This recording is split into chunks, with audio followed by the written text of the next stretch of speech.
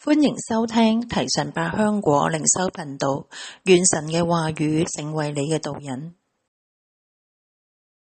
詩篇49篇3節，我口要說智慧的言語，我心要想通達的道理。我口要說智慧的言語，我心要想通達的道理。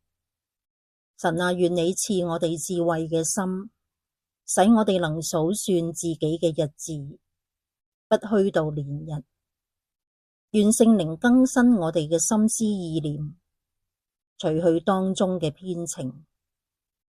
願我哋嘅心志都跟隨耶穌，因耶穌係道路、真理、生命，係智慧之源，神嘅兒子。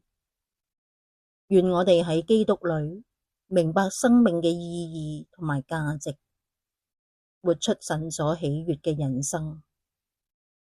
願我哋常常靠住禱告與神聯繫，神人關係更鞏固、更盡心。